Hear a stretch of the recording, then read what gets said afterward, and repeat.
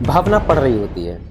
अचानक दरवाजे में नॉक की आवाज़ आती है। जैसा कि गाँव में माहौल चल रहा था, राधिका दरवाज़ा नहीं खोलती।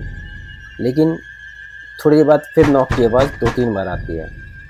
राधिका ना चाहते हुए भी दरवाज़ा खोलती है, क्योंकि रात का टाइम होता है। दरवाज़ा खोलते ही बाहर उसने देखा कि सिर्फ़ कोहरा। राधिका ने इधर-उधर देखा, कोई नहीं था। उसने वापस दरवाज़ा जैसे ही बंद करने वाली थी, उसके किचन से एक आवाज़ आई, जैसे कोई कुछ खा रहा हो। उसने दरवाज़ा बंद किया, उसने हिम्मत करके अंदर गई और जैसे ही उसने किचन में देखा। नमस्कार दोस्तों, मेरा नाम राजपाल। स्वागत है आपका हम चैनल द अनटोल्ड इंसिडेंट्स में, जहां आपको हॉरर, मिस्ट्री और रियल इंसिडेंट्स के बारे में बताता हूं। तो ये कहानी हमारे किसी मित्र ने हमको बताई है, जो कि उत्तराखंड का है। मैं गांव का नाम नहीं लेना चाहूँगा आपको।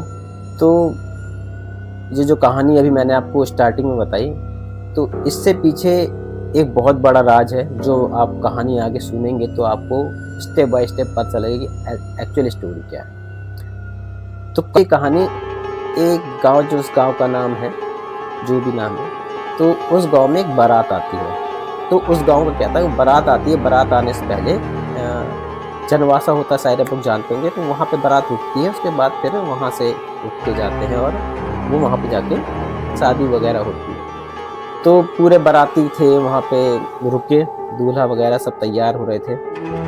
तो जो दूल्हे के चाचा थे, वो उनको एकदम से कॉल आई। वो फ़ोन लेके बाहर गए कि मैं आता हूँ, थोड़ा टॉयलेट करके आता हूँ। तो वो बाहर जाते हैं, चलते जाते हैं। एक पीपल का पेड़ पड़ता है, तो पीपल के पेड़ के आगे एक झाड़ी होती है, वहाँ पे जाके वो यूरिनेट कर रहे होते हैं।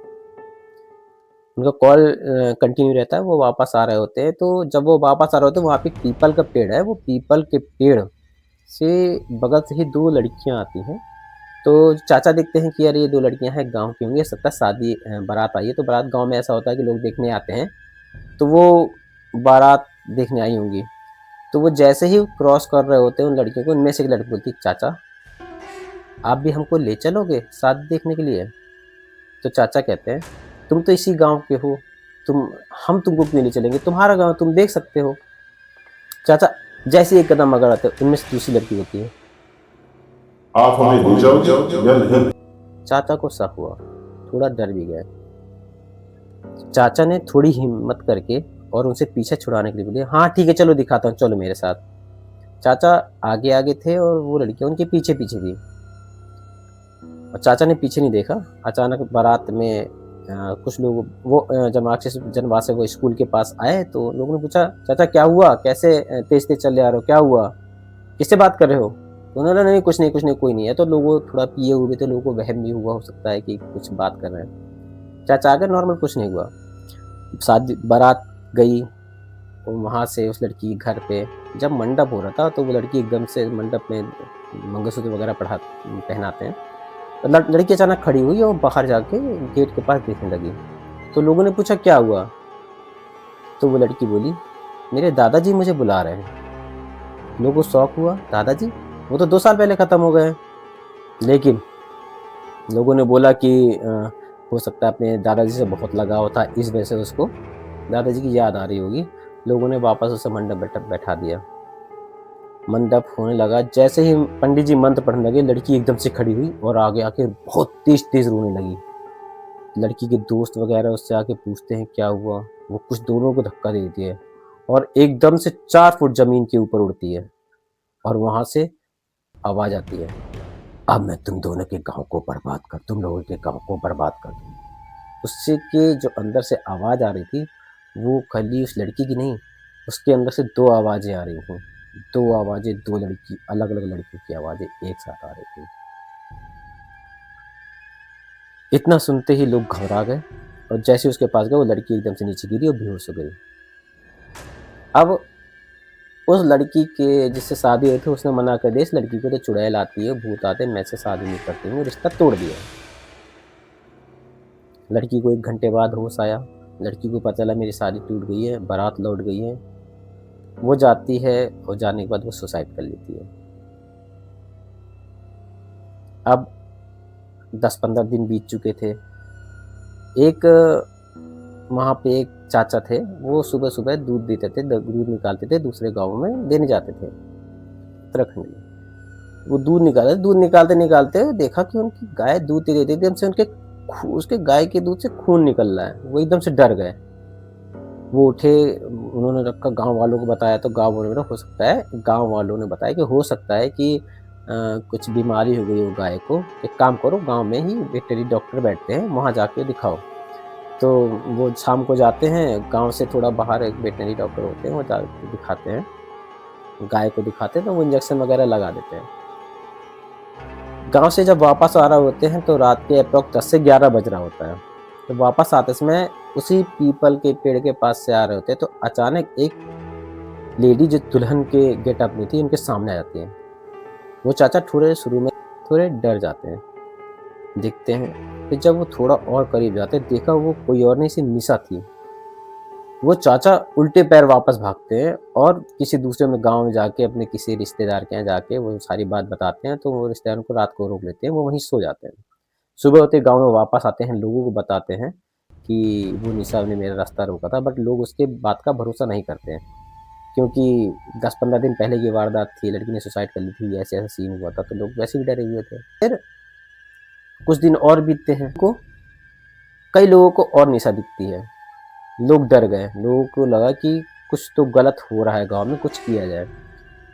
लोग तांत्रिक पूजा करवाते हैं, बट कुछ होता नहीं है। लोग, जो उस चाचा के साथ हुआ था, गाय के दूध में खून आने लगा था, और लोगों के साथ भी सेम होने लगता है। अब लोग काफ़ी परेशान होते हैं कि क्या दिक्कत हो रही है, कुछ पता नहीं है। फिर जो मैंने आपको बताया, जो भावना जिन्होंने कहानी भेजी थी, तो एक दिन भावना की मम्मी, वो जो पीपल के पेड़ मैंने बताया था, वहाँ पे लोग जाके पूजा ही करते थे, पीपल के पेड़ में ऑब्वियस पूजा होती है।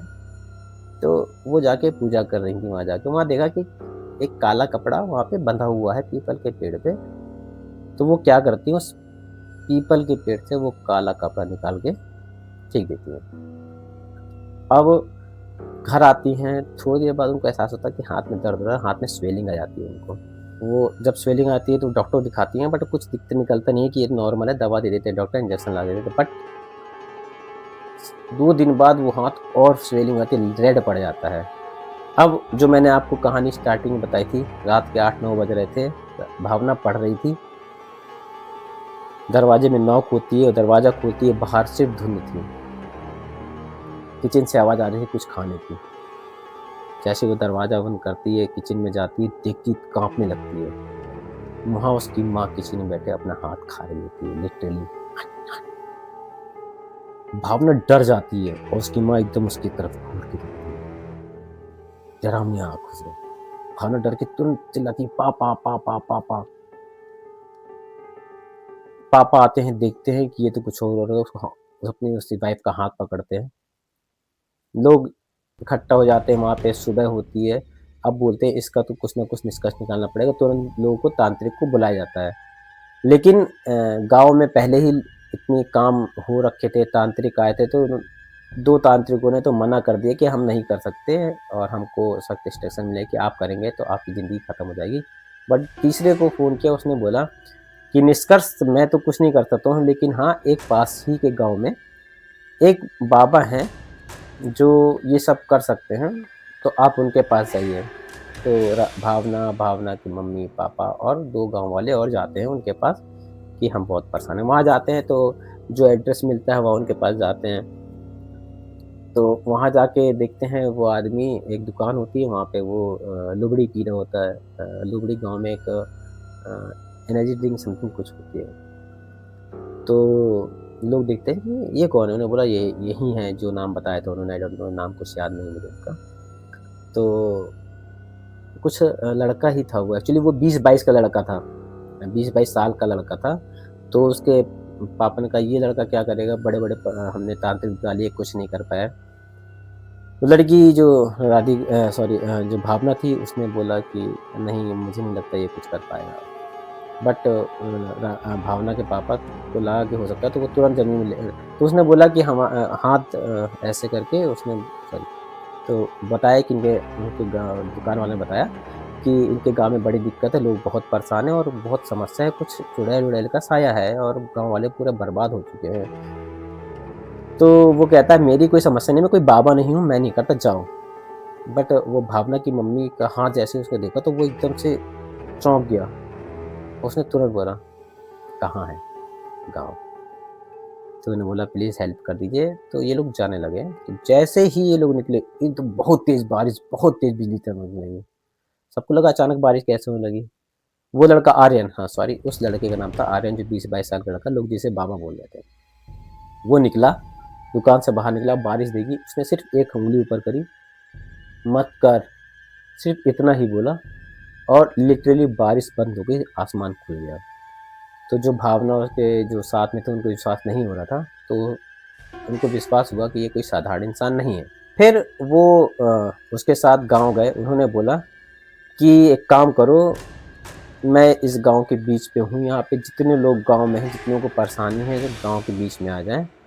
और उसने कुछ मंत्र पढ़ा और उसने बोला यहाँ की गाँव में 2 लेडीज़ हैं, जिसके ऊपर उनका साया है और शायद इन लेडीज़ों के साथ कुछ बुरा भी हो सकता है, तो इसीलिए सब यहाँ पे आ जाओ, हो सकता है मैं बचा पाऊँ उन लेडीज़ को। उसने मंत्र पढ़ना शुरू किया और पीछे 8-10 घर दूर से 2 लेडीज़ बहुत ही स्पीड में चिल्लाती हुई वापस एकदम बीच में आ गई जहाँ पे वो बाबा था। वहाँ पे बीच में आते ही उन्होंने बोला, हमको माफ़ कर दो, हमको माफ़ कर दो। उन्होंने मंत्र फूँका और दोनों बेहोश।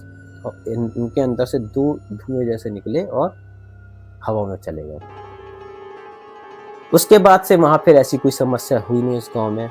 तो एक्चुअली फिर उस बाबा ने वहाँ के लोग बताया कि यहाँ पे आपके गाँव में कोई 2 लेडीज़ थीं बहुत साल पहले, जिनको गाँव से बेइज़्ज़त करके निकाल दिया था। तो लोगों ने बताया जी हाँ, 2 लेडीज़ ऐसी थी, जो गाँव में जादू-टोना करती थीं और दूसरे गाँव के लोगों को परेशान करती थीं। अपने गाँव को नहीं परेशान करती, पर दूसरे गाँव के लोगों को परेशान करती थीं और रोज़ रिद्धि-सिद्धि करती। जो उनका कोई दुश्मन था या कोई उनको बताता था कि हमारा ये दुश्मन है, वो सिर्फ़ नेम फेम के लिए करती थी कि लोग हमको माने।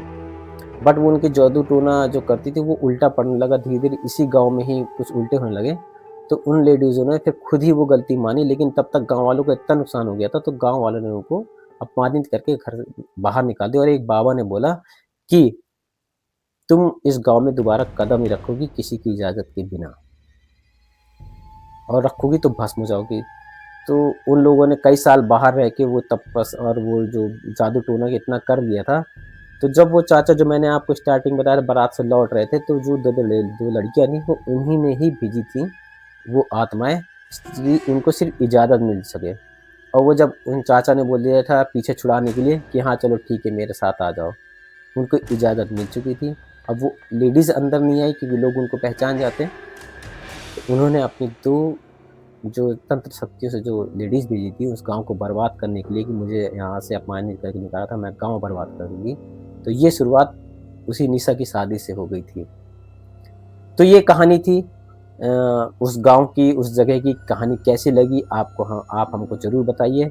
और अगर आपके गाँव में, आपके शहर में, आपके घर में ऐसी कोई अनटोल्ड इंसिडेंस है जो आप किसी को बता पाएँ, जो यकीन नहीं कर पाए या आपके पास है, तो आप मुझे कमेंट बॉक्स में बताएँ, तो मैं आपको या मुझे लिख के भेजें, मैं आपको मेल आईडी डिस्क्रिप्शन में दे दूँगा, मेल करें तो मैं आपकी कहानी आपके नाम के साथ ज़रूर इस पेज पे शेयर करूँगा। तब तक के लिए नमस्कार, जय हिंद।